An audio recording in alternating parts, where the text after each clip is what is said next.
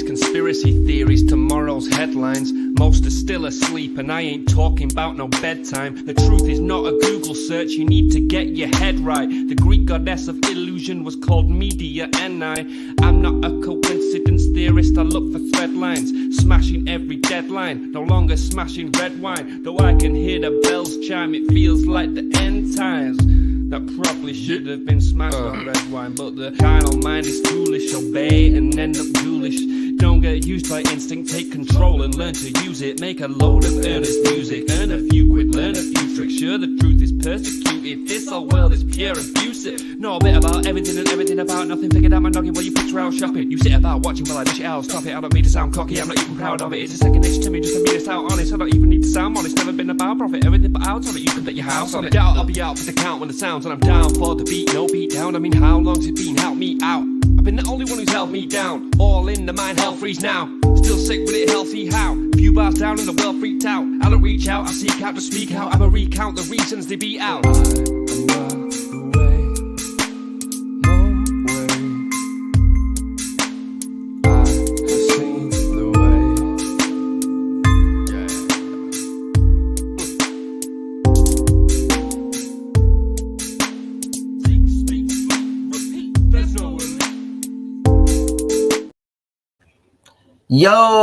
Yo, how you guys doing? Hey, I'm doing amazing. So recently, I weighed myself at the gym. I'm at about 160. Started this year, I hit 150. About 2 years ago, I was like 145.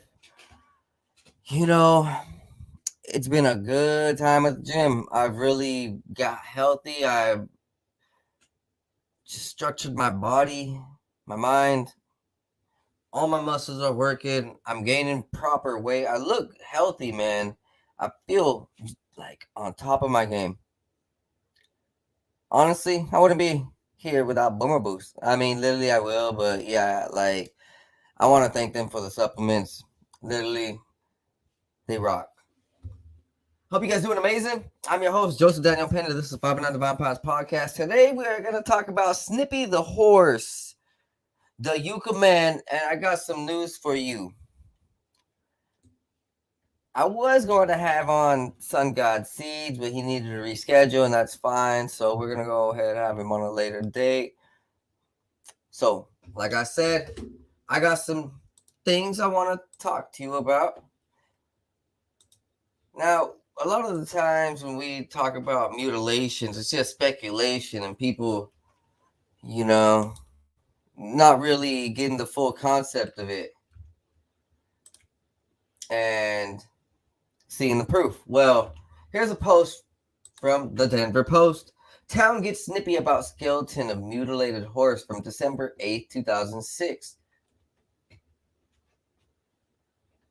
She stands quietly at the back of an empty room inside Dell's insurance agency off the main street. She is a little more than bones and big shiny teeth, and she is at the center of a controversy involving an eBay auction, lawyers, and ownership rights. Here you might ask the obvious.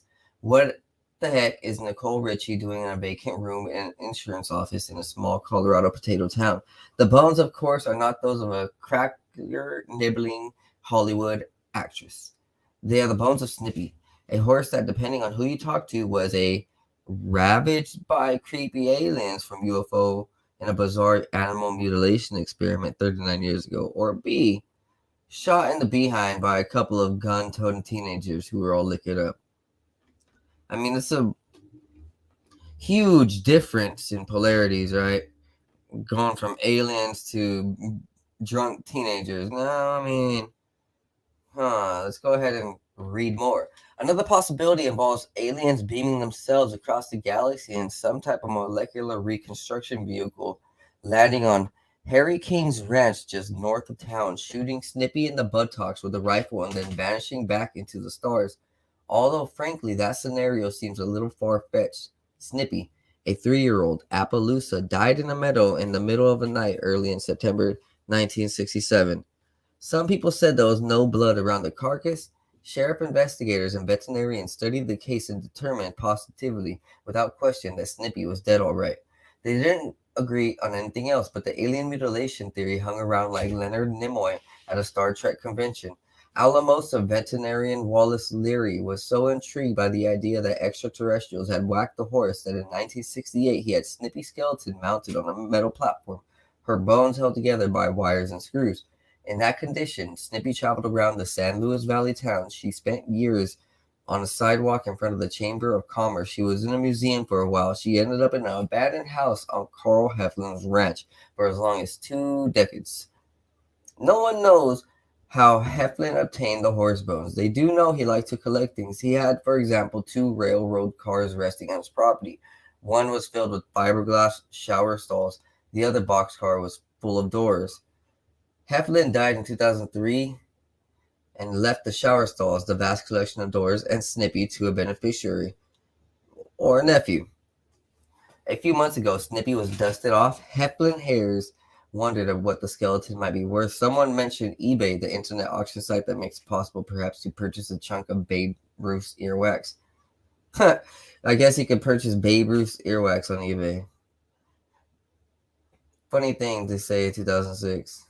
Frank Duran, a marketing specialist with Dell's Insurance, was hired to sell the skeleton. The minimum bid would be $50,000. Snippy was the very first horse to be thought involved in alien mutilations. Maybe she was abducted by aliens. Maybe she was the first. A vet said those are bullet wounds. But we know there's a lot of vets that like to cover things up, and because, well, let's just say they're placed there. That's a whole nother story for another day. The sheriff thought maybe a couple of local kids did it. Who knows? A lot of people still believe the UFO story. Now, just to go ahead and show you the proof, we're going to go ahead and run this. I'm going to scroll down and you will see here they are out there. And here is the horse. You see that? There's like, you can see the bones there. And here's a better picture.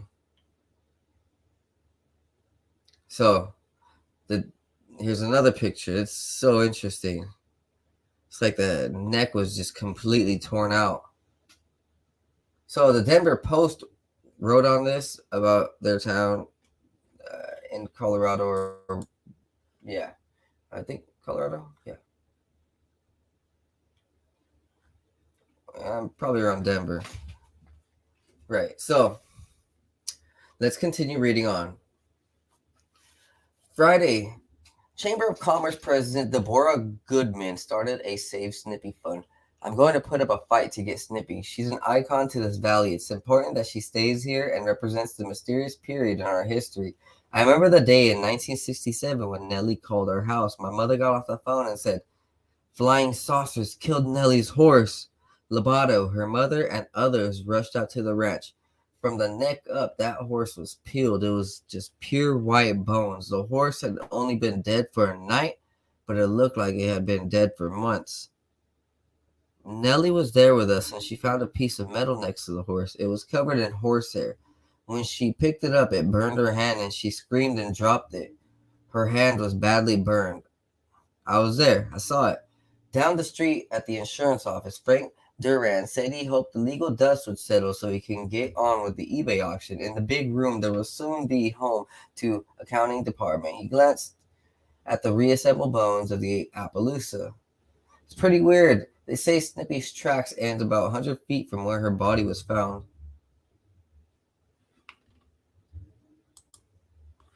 All right, so what do you think? This is Snippy the horse. And I guess there was many reports from around the globe that came over here. Now, we know that the mainstream doesn't like to talk about this. Well, they didn't. 15, 20, 30 years ago, they like to cover these things up because it would, quote unquote, scare the populace. But we know that's not always true. Oh, hey guys, yeah. So I did not even show you the article. Here's the picture. Just so you guys know I'm not bluffing. Here's the bones. Here's the picture. Very interesting, am I right? Look at this.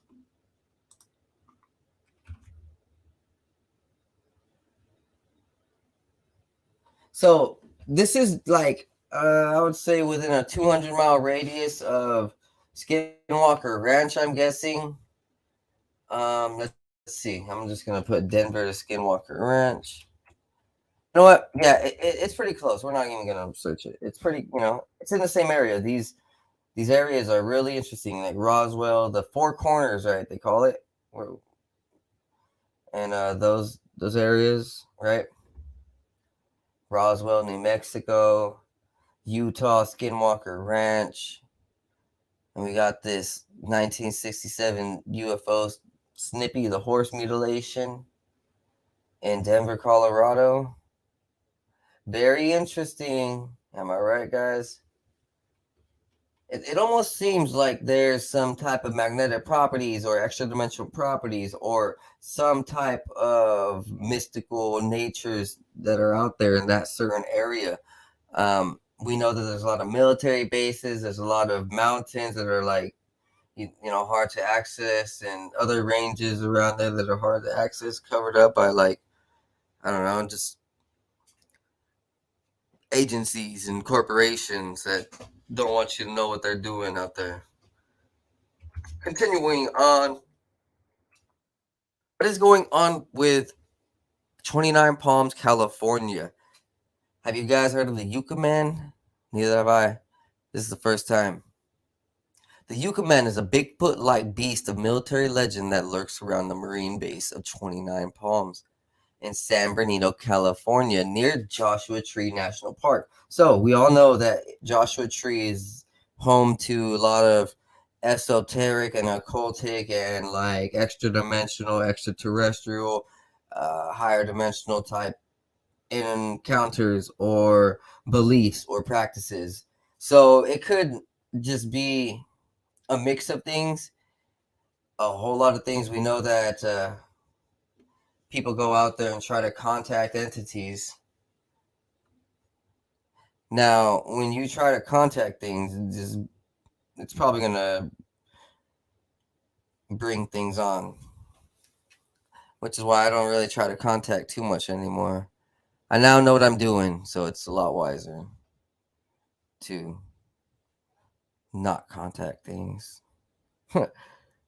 All right, so let's go on. According to legend, the Yucca Man, otherwise known as the Mojave Bigfoot in the Sierra Highway Devil, or the Sierra Highway Devil, and even slightly enduring nickname Marvin of the Mojave, has been roaming the area for a long time before the Marine base was established. As the area around the San Bernardino Mountains began to develop in the middle of the 20th century, it seems the wild man, the Yucca Man, were pushed out of their native habitat and headfirst into developing civilization. Strange reports of large bipedal beasts were reported as far west as Palmdale and Edwards Air Force Base. The security cameras at Edwards Air Force Base were the first to pick up this 10-foot hairy creature who seemed to have no problem moving in and out of the Air Force Base's underground tunnels while eluding capture. The underground tunnels are home to the military's top secret technology. In 1971, a Marine who was on guard duty was found unconscious with his gun bent out of shape. When questioned, he reported seeing a very hairy man, as this excerpt explains. Although he was barely coherent, the Marine managed to convey that a huge man had come out of the dark towards him. As the man drew closer, the Marine realized he was very hairy. He lifted the rifle and ordered the figure to halt, but the figure took his rifle from him, bent him in half, and knocked the Marine unconscious. Interesting, yo.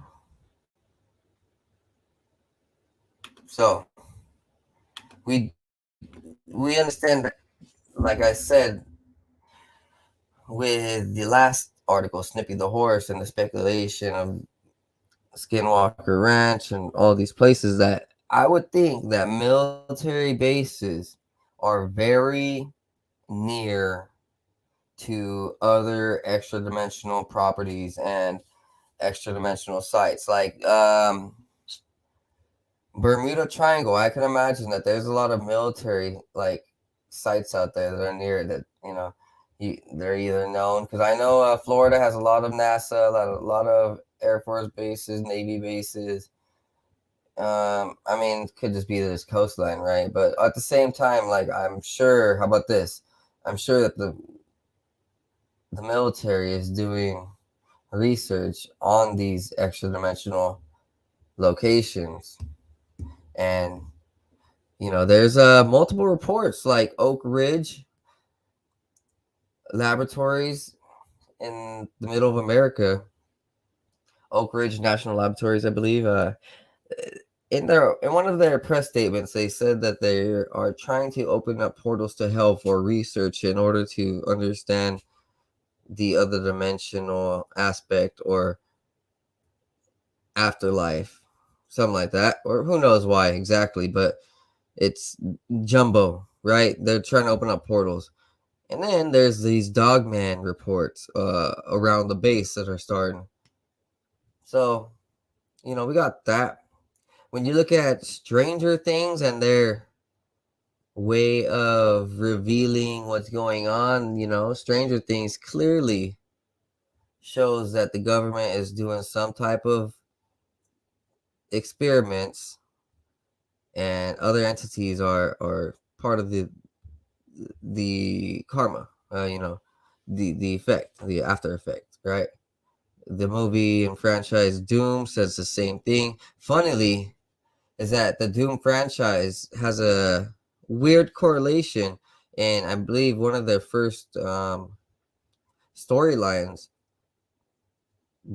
the portals to hell start opening up around 2020, 2021, 2022, or something like that. Around these dates, one of these years. I forgot exactly which year, but you can go check it out.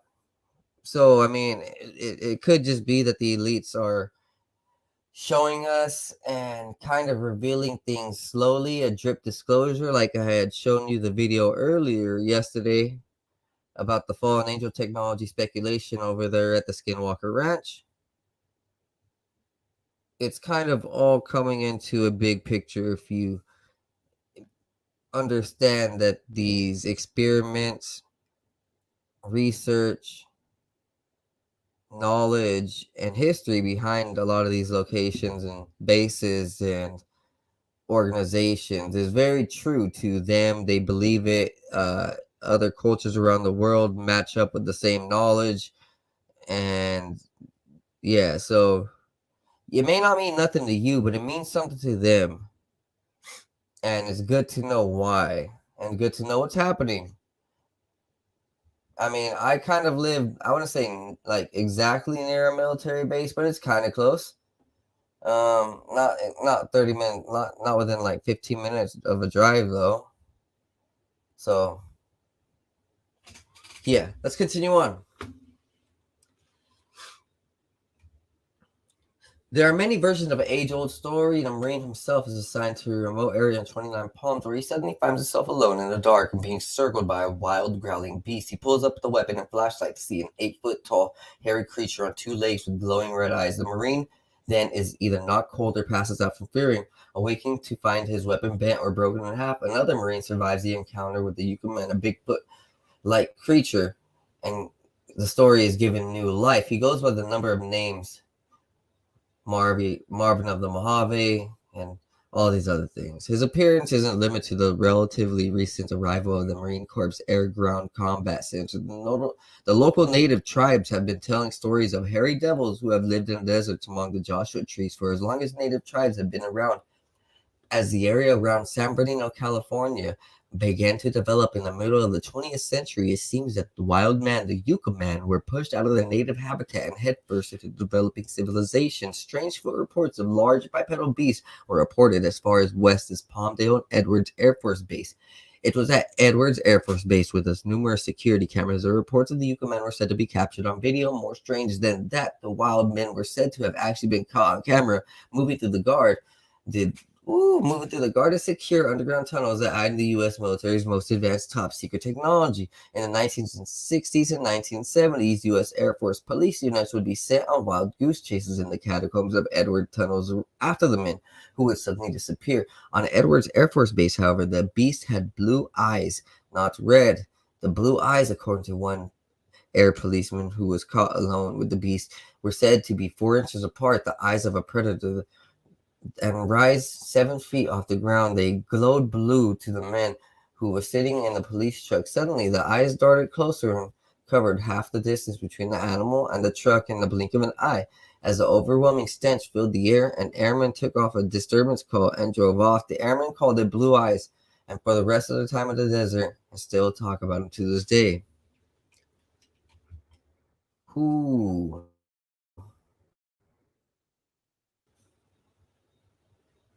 Interesting. Sometime in the late 1990s, a rock climber returned from a camping and climbing trip in Joshua Tree to find something unusual in photos of the campsite. The campsite had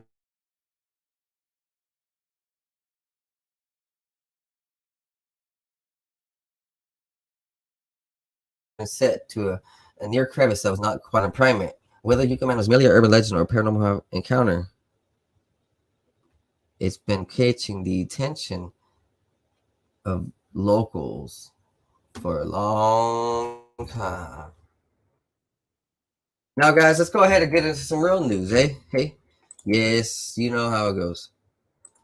Now, Massachusetts will add weed impairment lessons to driver's ed. So you can go ahead and expect that over the next few years, we're going to see the same exact thing.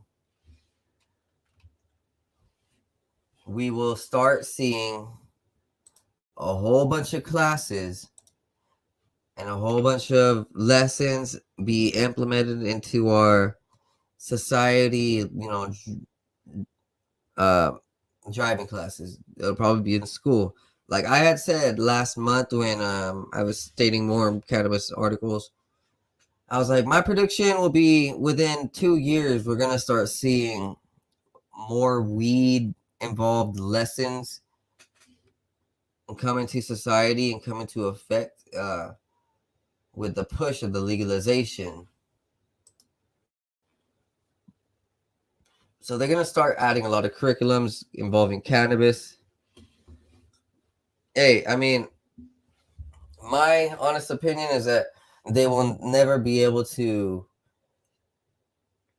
lie about it. So they're not going to be able to say, hey, half a small little hit of a bowl will kill you. So like no matter what, they're probably going to have to tell the truth in some essence, like, hey, if you smoke multiple joints, blunts, but plenty of dabs, like they'll scale it out properly, I'm guessing, because there's definitely no way to like really fake the funk with this type of stuff. No other way to say it. It's pretty cool. We're changing. The whole world is changing. Everybody is legalizing. There's a lot of money coming to it. There's being shown that there's a lot of benefits. And hey, that's a good thing for everyone. Am I right? The society gets better. Our politics get better. Societies get smarter. Money is incoming in all ways. It's a great time. And it's a great thing. It's a natural thing. The endocannabinoid system has been around for millions of years. I like to harp on that. And, well, it's coming back around. What goes around, come around like a hula hoop. Karma is a bitch. We'll make sure that bitch is beautiful. Sheesh. All right, guys. Continuing forward, scientists modify yeast cell and turn it into a cannabis tracker. Researchers at the University of Copenhagen's Faculty of Science have modified the yeast cell to sense the active substances in cannabis and get it to turn red when it does. The result paves the way for more actors to discover new medicinal substances and for a new type of drug test that can be done with a smartphone.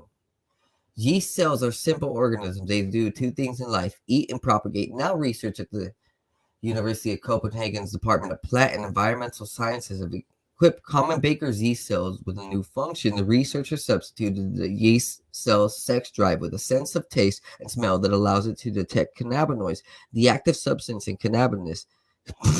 Cannabis, oh my god. Going one step further, the researchers made the yeast turn red or glow when it successfully detects cannabinoids.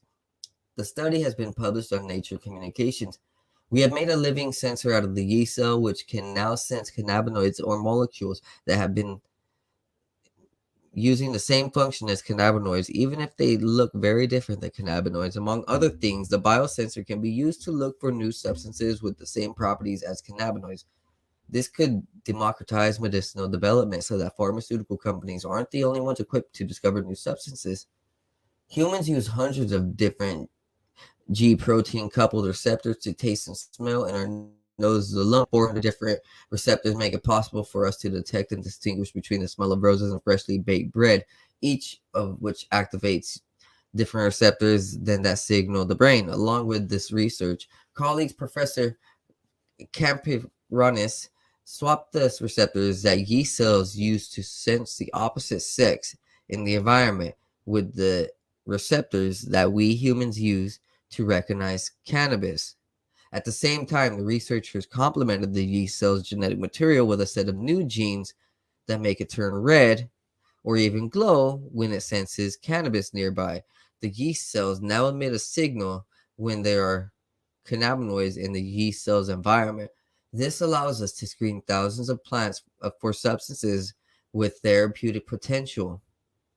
And we can also investigate whether people are on drugs or whether someone is trying to smuggle illegal cannabinoids or designer drugs through an airport checkpoint. Whoa. Cannabinoids are known to be connected with sleep, appetite, and pain relief. In fact, we have them naturally in our bodies where they are called endocannabinoids, which is what I've been saying. This is precisely why the researchers chose to encode the ability to find cannabinoids in the yeast cells. But in principle, they could have done so for opioids or any other group of medicinal substances. This is precisely why the researchers chose to encode the ability to find cannabinoids in the yeast cells. But in principle, they could have done. You know what? I don't know why that's a huge typo by this organization. Anyways, continue on. There's no doubt that the yeast cell can find new substances.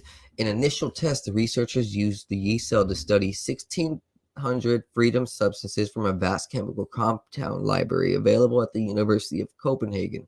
It didn't take long to get a bite. In a single day, the yeast cell found 4 undiscovered substances that had never been associated with anti-inflammatory properties or pain relief, but could potentially be used for these purposes. When drug companies look for new drugs today, it is with the help of state-of-the-art robotics and laboratory equipment that the universities and other non-commercial entities will never be able to afford, that the researchers have developed an alternative may allow more people to hunt for helpful substances in nature. It's a crowdsourcing approach where small laboratories can find new substances for pharmaceutical use. I don't see it as competition with pharmaceutical companies, but as something that can create a synergy between independent players in the scientific world and the pharmaceutical industry. Now, involving the smartphone aspect, smartphone accessory can find drugs. The researchers also developed a portable plastic device with a yeast cell biosensor in it. Plant material, saliva, urine, blood, material from a suitcase, or whatever one would like for the yeast cell to test is placed into the gizmo. The device then uses the smartphone's camera to see if the yeast cell lights up, delivering its result in just 15 minutes. The application could be able to help police officers and others track down drugs at airports and administer drug tests. We can test for both natural cannabinoids and designer drugs, chemical substances that have very different structures with the same effect as cannabinoids. In principle, we could also adapt the yeast cell to be able to detect opioids like morphine, fentanyl, and oxycodone. So what I'm seeing from this is we're going to have bioelectric and biological sensors airports and used by cops and used by big places, very highly technological places, probably within the next 5 years to detect drugs. But at the same time, okay, at the same time, more drugs will be allowed because we can already see with Oregon, California, Washington, all these different places pushing for the legalization. Colorado pushing for the legalization of psychedelics and other type of entheogens. And so, you know, there's gonna be a huge push for other ways to use this. Like we're gonna go ahead and get a lot of help in our plant world. We're gonna go ahead and start seeing a lot more plants and properties, herbs, different compounds be researched and developed for therapeutic benefits. Like they just said, they found 4 new therapeutic plants or whatever. So there's a good thing. There's gonna be a good and a bad. Like everything can be used for good and bad. But this is a very interesting thing. Um, I mean, it could be used in schools. So now, like, there will be no denial of people sneaking in weed or being high. They're gonna know. Like, it's gonna the future's interesting, just to say the least.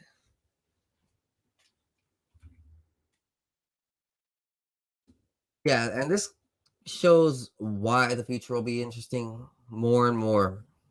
Killer robots have arrived to Ukrainian battlefields. And so I think I had showed you a self-automated AI targeting weaponry system that was being used over in the Middle East or something. So there were like robotic weapons already, but now robotic killer robots, like I guess real robots. So we see it right here. I suppose this is what they look like, I'm guessing. A new generation of autonomous machines is appearing in Ukraine.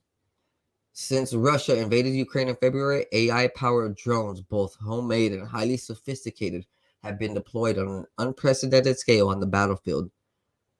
Russia has reportedly used the Kalishnikov Cub and Lancet Kamikaze drones. Ukraine has relied on the Turkish Bayraktar TB2 that has the autonomous flight capabilities and boasts laser guided smart ammunition.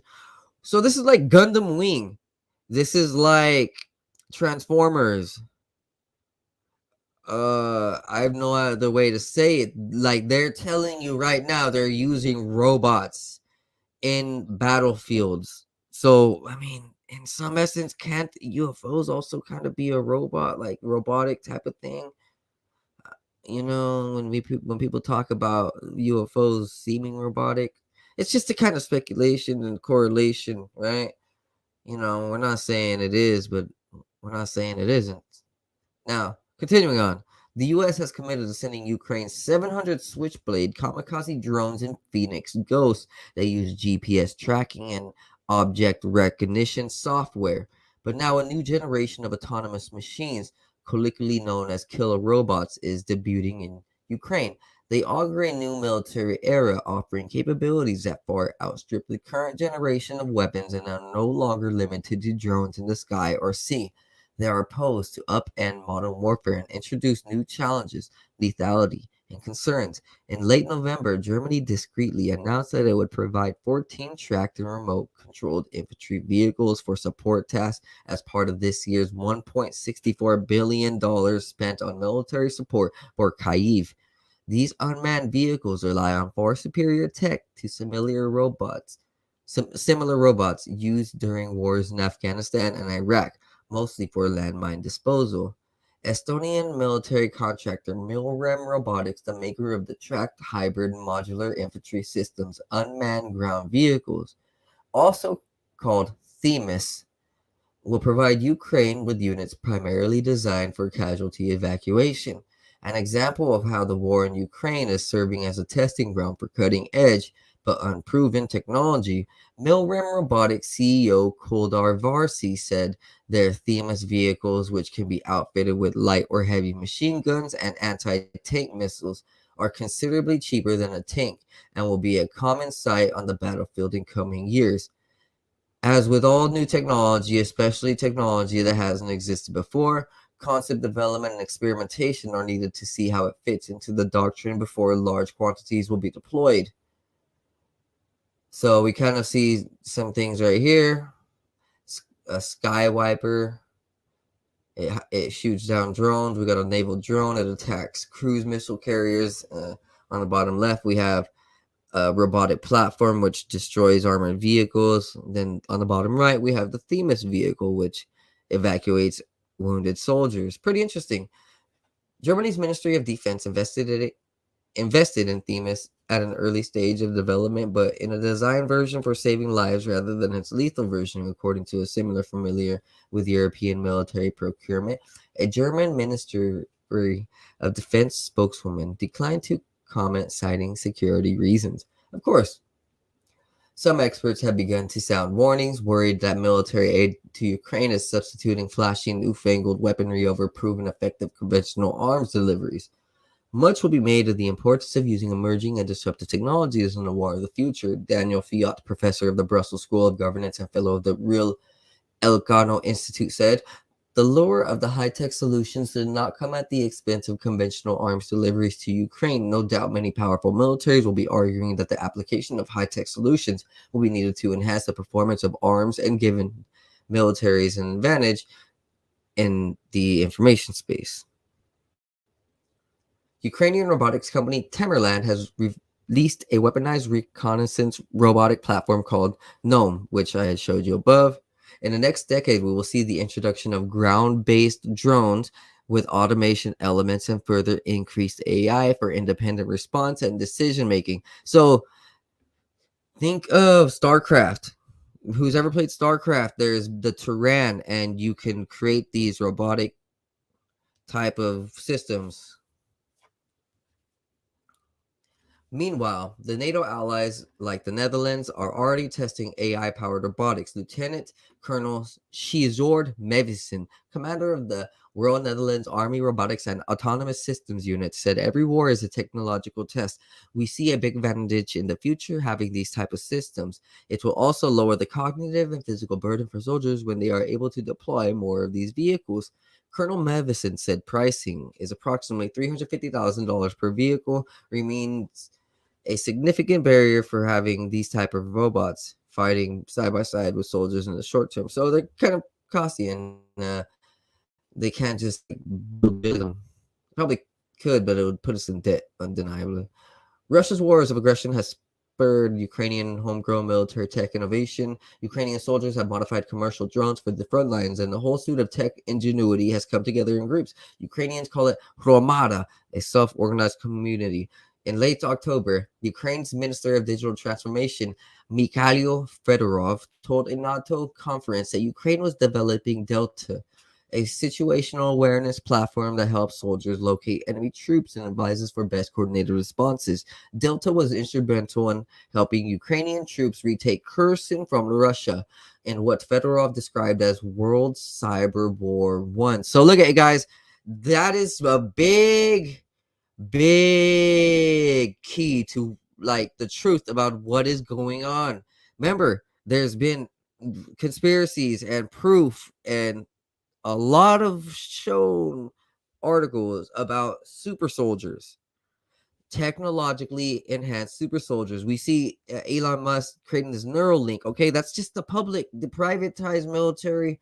The top of the line military has super soldiers enhanced with robotics. Now they're also involving these robotic, automated, intelligent vehicles, right? They can decide and think on their own. They have all these awesome abilities. So when we look at what he just said, World Cyber War I, there is now a technologically superior enhanced side to this war. So we got to think bigger, faster, better, stronger on every aspect. The diseases are going to come from cyber attacks. The viruses are going to come from the cyber attacks, more weapons and killings and more tragic bullshit. The systems, the AI itself is calculating things faster because now it's taking into consideration all these technological programs because we know that they put it all in their algorithms and they're like, okay, we gotta now add this to the statistics, and so here in 5 years the outcomes change. They're like, all right, now we're gonna need more power, we're gonna need to clean more resources, there's gonna be more pollution in this area, so more war in this area too, and things are getting faster, stronger, better on all levels. World Cyber War 1, that just says everything. To counter Russia's drones, many of which are made in Iran, Ukraine's army has deployed newly designed Lithuanian Skywipers that have the capacity to not only shoot down Russian drones, but to take control of them, effectively to hijack them. And the first widespread use of such devices, but much of the most advanced killer robot work is kept within the borders of NATO countries. U.S. military and European defense companies are withholding much of their latest high-tech equipment to prevent it from ending up in the hands of Russia or China, said Fiat, the professor from Brussels. In late November, the U.S. Navy launched a Digital Horizon exercise to develop the world's first unmanned surface vessel fleet. U.S. General Eric Kurilla recently told a conference in Bahrain that AI-powered marine drones intercepted a Dow sailing ship carrying thousands of kilos of explosives in the Arabian Gulf without any orders and without the team in the operations center even pushing a button. The U.S. defense giant Lockheed Martin has developed a crewless helicopter called Matrix that demonstrated flying autonomous missions in October, and the first squad of pilotless aircraft wingmen, which fly alongside manned fighter jets, are being developed for the British Army's 20-year radical transition plan. These type of drone projects are far more successful because AI can better model and navigate homogeneous and predictable environments in the sky and sea, according to Max Cappuccio, a Canberra, Australian-based academic and co-author of a research paper entitled Saving Private Robot. What a funny guy. I don't think anybody could say exactly when a fully autonomous killer robots will be systematically deployed in a contested scenarios. Regardless of when fully autonomous military technology comes online, Mevison, a colonel who has the Dutch Army robotics unit, believes the world faces a new arms race, one of constant software redesign, AI development, and cybersecurity upgrades. The hardware is quite easy, so this is mainly a race for software. As a result, militaries are adjusting recruitment strategies to meet an urgent need for software engineers, AI experts, and soldiers able to work with tech-like equipment. You need good soldiers who are very good gamers. We need to prohibit autonomous weapon systems that would be used against people to prevent this slide to digital dehumanization. Whew. Human Rights Watch argued in a campaign against the deployment of fully autonomous weapons. In 2023, the Dutch government will host the world's first international conference on the military applications of AI.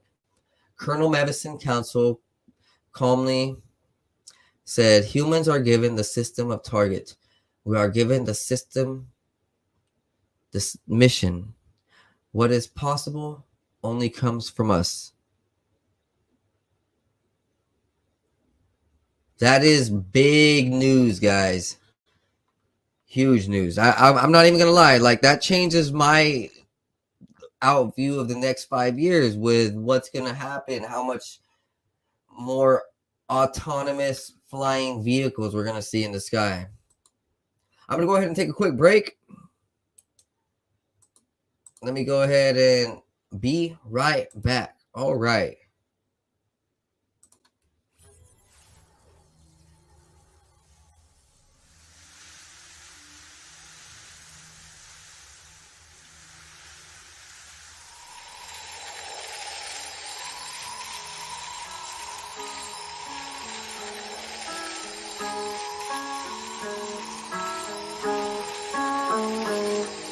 not new. What I do, I've been at it for a minute, pursuing doing the damage new. I would do everything that I said I would do. I gotta have it, so goddamn it, I'ma be everything I plan to be. Glad to see money coming my way, believe I'll achieve anything I put my mind to, or at least I try to. I'm avoiding my doom, manifesting my room. Meditate to ease the flow. Third eye open, see the goal, the energy. It can enter me, get me to feeling full. Forget my enemies, dead to me, yeah, I proceed to go to a new dimension. Gotta mention it's inside of soul. Go inside, fuck the outside. Never tell lies, show pride for belief. Gotta keep the range wide, so instead I just write another hit. Getting fried, rolling up, smoke another blunt for the good times, bad times makes for the good rhymes. So it never matters, I just learned, no I can't hide. Thank God for every second was birthed with the mind of an ancient soul who's just waiting for the next sign. I'm always watching, vision like a hawk, have 'em flocking. When I drop it, I'm talking, have 'em knocking. The knowledge that I'm dropping, I'm coming out the noggin, I'm logged in. That's the intuition, nothing wrong with doing what you feel is right. Everybody got this. Usually feel it in the night when I'm dropping knowledge. Never even needed any college, abolish people telling people what they want. I do not wish control over anybody, do it for the profit. That's the reason that they push it, do it from the cockpit. Cause they got the money, want the money on the mob shit. On the mob shit, but I know they ain't gon' make it, shit is poppin'. At the end of time, new age topics. Revolutionary crusade cross, here we go to a new space. Yeah, we enter in a new place. Louis V on my shoelace, rolling with the blue face. Yeah, I'm wondering what you chase. Just another dude caught up in the rat race. Moving my pace, lot of people looking at me sideways. I chase future preparations, gotta go through my phase till I feel ready to rearrange it. Happen on a daily basis, tripping oasis. When so many people that I can see through their faces and touch, so I'm reading minds, feel like I'm evasive, persuasive. Cause I feel the vibe, manipulation, I'm patient. Yeah, I feel the vibe, then work to change it. Manifestation, blessings is what I'm chasing. Quantum physics, I'm about to take the time and rearrange it. I play with reality, can't feel like I'm basic. Most people shut it down, don't wanna embrace it. Replacing knowledge. All right, guys, I am back. We're going to go ahead and run through these news like a flash, all right? New structures to harvest an almost limitless supply of fresh water. So they're going to go ahead and create new technology to harvest water. And just, yeah, I guess it's going to be cool. It's suggested in an investment in new infrastructure that is capable of harvesting oceanic water vapor as a solution to limitless supplies of fresh water in various locations around the world. So they're going to use it for like farming and other things, deuterium, a whole bunch of other technologies. It's pretty cool because, you know, water is a key thing. Water owns the world, water owns us. And if we can learn how to best harvest water and use the ocean, then yeah, that's gonna be awesome. Ocean and seawater, if we can finally like clean that up and restructure it, and literally we'll be able to use so much more water for the planet and nobody will go thirsty. No more owning the water too, like these Wall Street agencies have been trying to control water and put it on the Dow Jones market and all that shit. They're putting it on yeah, it's crazy. It's just, you know, you even see the price of water. It's ridiculous. Like, why are we paying for water? That should be free no matter what. Whatever though, like it's gonna change in the future, which is cool. Boston Globe. MIT scientists invent technology to replace broken genes or upload new ones. The researchers behind the new gene editing technique also founded the secretive Watertown biotech company Tome Biosciences. They can drag and drop large sequences of DNA into the human genome. The gene editing tool called PASTE was invented by Omar Abudadeya and Jonathan Gutenberg, former pupils of CRISPR gene editing inventor Feng Zhang. So these guys are all just in a little group, totally changing genomes.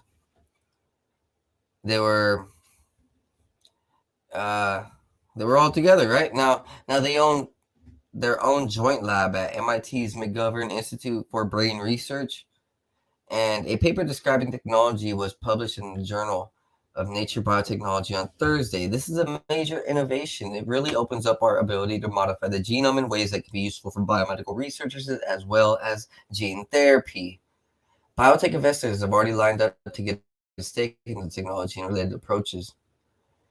These firms in other earlier stages are developing third generation of technologies based on CRISPR gene editing.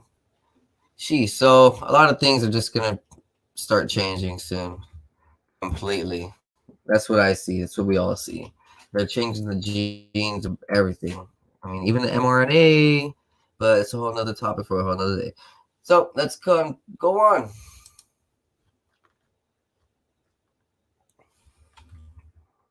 China sends a warning to the U.S. about domestic EV battery production, saying that cutting ties would cause a whole bunch of problems for the U.S. electric vehicle car batteries. So we would have to work 3 times as hard here in America, which is what they're already doing. They're figuring out that they have to upgrade the technology, and because they're having problems with China, so they can't really just rely on them anymore for resources. Here we go. Going forward, Navy couple charged with selling U.S. submarine secrets could face life in prison if convicted. A Maryland couple, including a naval engineer, faced espionage-related charges following a year-long FBI sting involving nuclear submarine designs. So that was last year. We're not going to get into it. We can't. Yeah, I guess I have to pay. Well, nah, I have to register for free. I'm not going to do that on there. But we see that this is a problem, and it is happening. A lot of our technologies are being espionaged out. Now, let's chill out a little bit. Am I right? Netflix and White Claw team up for Glass Onion fan game. So, Crack at the Claw murder mystery game is a co-op between Netflix and White Claw. This isn't the first time. In 2019, the company developed a partnership with Coca-Cola that paired the company's flagship drink with Stranger Things. In 2021, Netflix teamed up with the Procter & Gamble's Old Spice to create a series of off-putting scents tied to the characters in The Witcher. Starting Wednesday, White Claw will give chances to fans to get the game via interaction on social media. Over the course of 24 hours, fans could correctly answer 7 riddles posted to the White Claw's Twitter and Instagram to discover a 7-letter passcode unlocking the website, and then use that passcode as a promo code to get a game to be given away to the first 100 fans. Okay, so cool. Big deal. Like this, FTX crypto boss Sam Bankman-Fried denied bail in the Bahamas. He was arrested and he was denied bail. Fuck him. That's good. Yeah, moving on.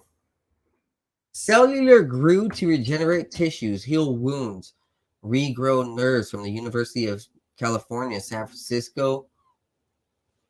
Synthetic molecules that adhere cells could galvanize regenerative medicine. Adhesive molecules are found naturally throughout the skin, holding trillions of cells together in highly organized patterns. They form structures, creating neuronal circuits, and guide immune cells to their targets. Adhesion also facilitates communication between cells to keep the body functioning as a self-regulating whole. In a new study publishing in December 12, 2022, issue of Nature, researchers engineered cells containing customized adhesion molecules that bound with specific partner cells in predictable ways to form complex multicellular ensembles. We were able to engineer cells in a manner that allows us to control which cells they interact with and also to control the nature of the interaction. This opens the door to building novel structures like tissues and organs. The properties of a tissue, like your skin, for example, are determined in large part by how different cells are organized within it. We're devising ways to control the organization of cells, which is central to being able to synthesize tissues with the properties we want them to have. Interesting. It's very exciting that we are now able to understand much more about how evolution may have started building bodies. Our work reveals a flexible molecular adhesion code that determines which cells will interact and in which way. Now that we are able to start to understand it, we can harness this code to direct how cells assemble into tissues and organs. These tools could be really transformative. Continuing forward, CRISPR technology improves Huntington disease symptoms in models. By targeting RNA, researchers were able to eliminate toxic protein buildup that causes the progressive neurodegenerative condition. So, CRISPR technology is helping eliminate some of these horrible diseases, which is amazing. Hey, good thing.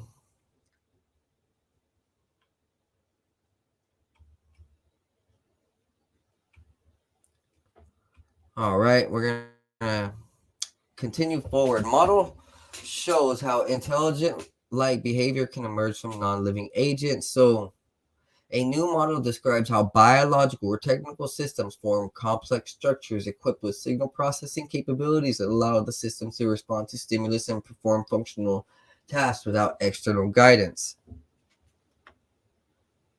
So little nanobots become self-organized and self-aware.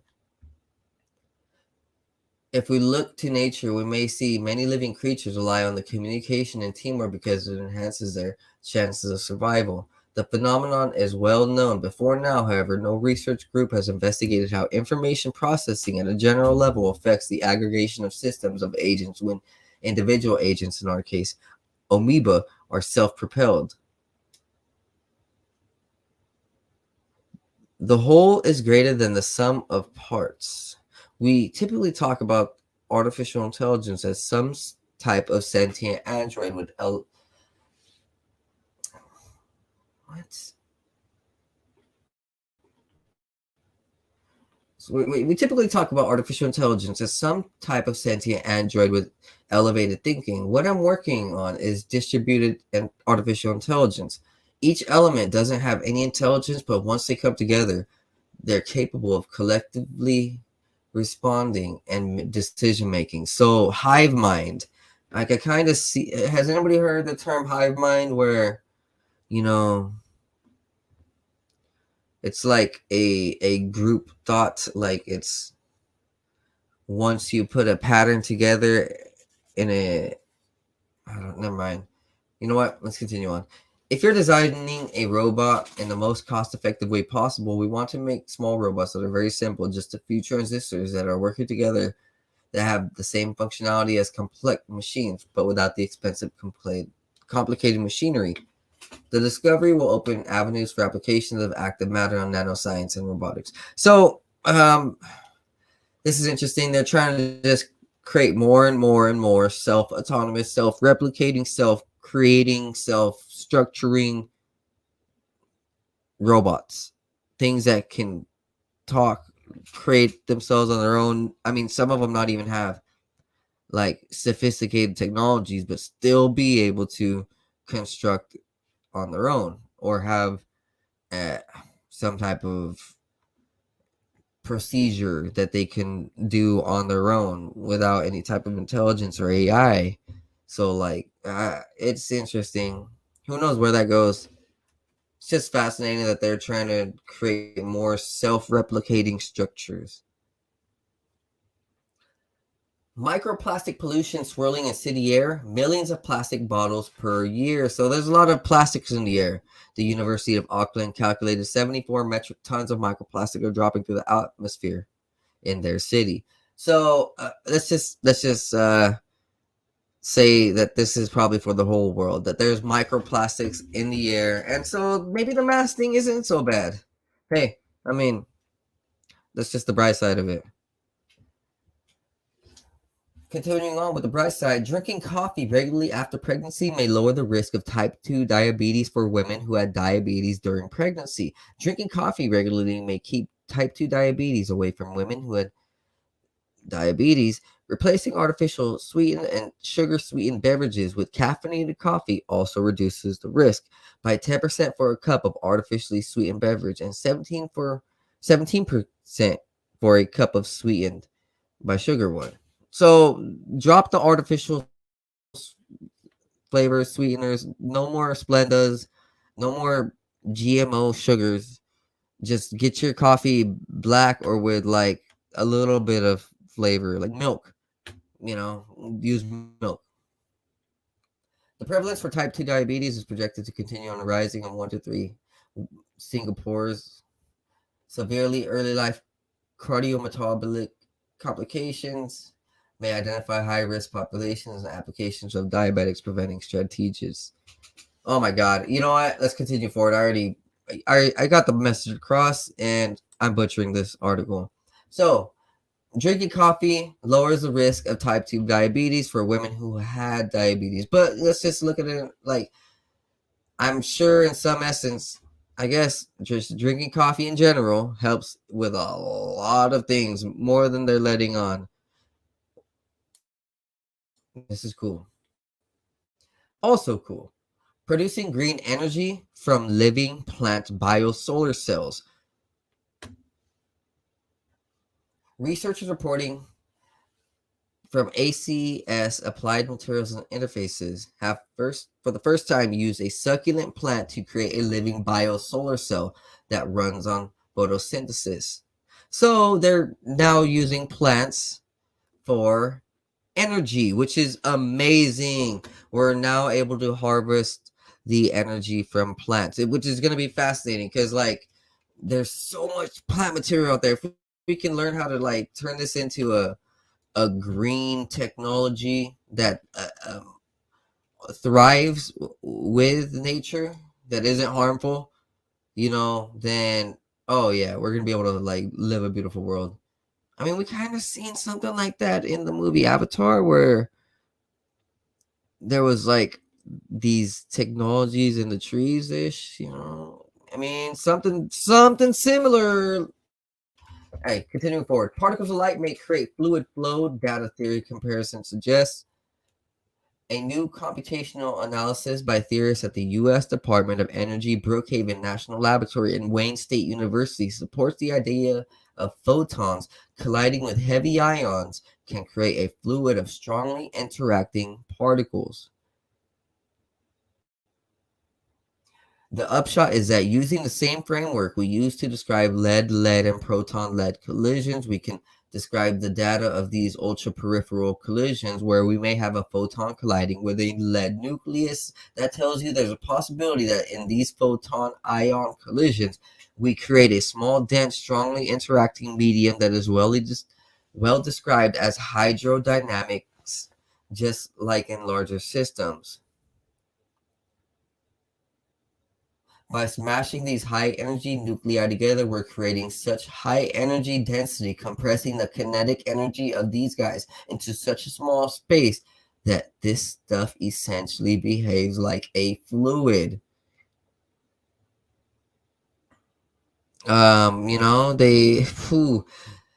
This is just interesting. So there is this conspiracy theory about the liquid universe, liquid space, that everything in our solar system in its laws have like water, a fluidic like substance that we're all breathing, living with in our body, around Earth, in the sky, and underneath the world, everywhere. Very interesting. Very interesting. So more interesting, when we talk about genetics, the University of College Dublin shows how key genes linked to successful racehorses identified in certain horses. So genetics are a thing, and if you over time, let's just say, harness and practice certain traits and skills and really develop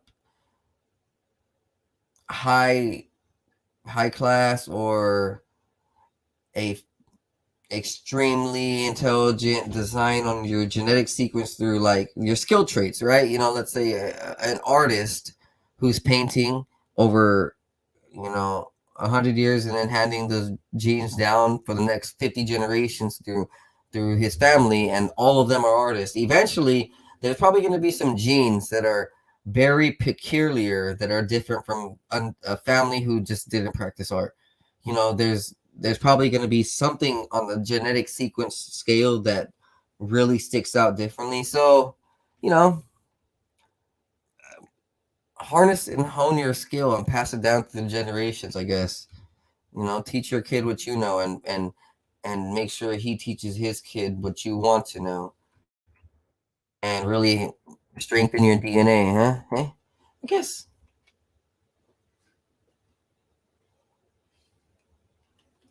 So, more about genes. Genetic correlation estimates typically assume that mating is random, but in real world, partners tend to pair up because of their shared interests or social structure. So, based on genes, our bodies. I read another article recently about how our bodies actually like pick up on our genes and like through like just physical interaction, like when we are within a couple feet of each other or even around each other, we're able to like pick up on these biophysical sensors and little type of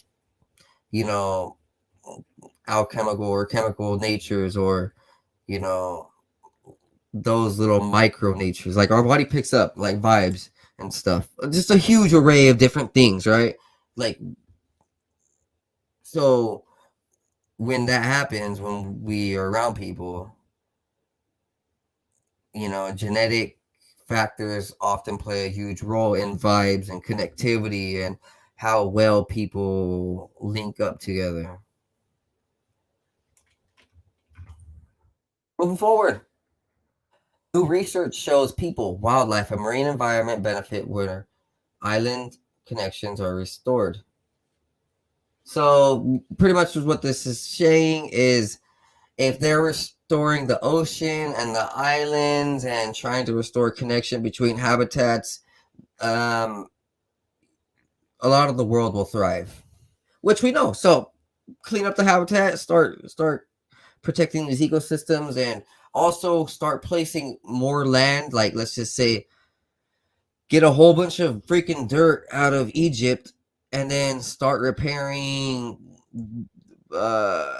some type of islands, right? Like put more dirt and like thousands of pounds of dirt, and like try to create some network between islands. Like there's like a little small 10-foot island, and then a mile away there's another 10-foot island. Well, if you create like little barriers, and or not, like, how about little walkways, right, is what they're saying, like connecting these smaller islands, and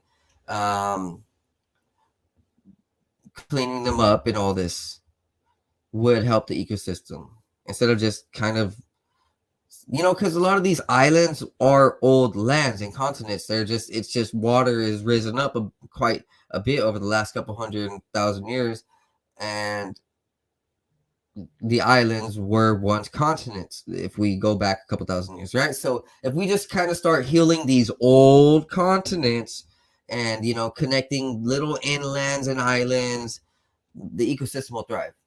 We see that everywhere. I've seen recent Panama Canal cleanups and other cleanups for cities and rivers and ecosystems in the forest. And once we start healing that and reconnecting it, like Europe has over walkway passages on highways for animals. So like grass over highways, a bridge, a huge bridge, like a half-mile long bridge for animals. And we're reconnecting, just reconnect nature with nature, and hey, things will thrive. Last article: good sleep can increase women's work ambitions, from WSU. So the better you sleep, the better your ambitions. Okay, Okay. Hey, women, sleep good and get your dreams right. Follow your dreams. Everybody, and the men too. Follow your dreams. Sleep good and follow your dreams. Don't be on that 2 hours of sleep, on that 3 hours of sleep, 4 hours of sleep, and that weak sleep, that poor sleep, bad sleep, shaky sleep, and tossing and turning. Like, do whatever you can, everything in your power. Get the chamomile with lavender teas. Do yoga before bed. Bath salts. Salt baths, my bad. Bath bombs with CBD in your bathtub, and massages, and just do whatever you need to get good sleep. Okay, guys? And that is it. You guys have a wonderful day. I love you guys. You guys take care. This is the 509 Divine Pines podcast, and you guys are rocking with me. All right? All right. I love you guys. Go ahead, check out my sponsors over at naturalaction.com, boomerboost.com, tweedlefarms.com, and eagle-research.com. Hit me up for the coupon codes. This was just a quick news article for y'all. Hey, man, I couldn't do this without y'all. I love you guys. Peace, blessings. See y'all.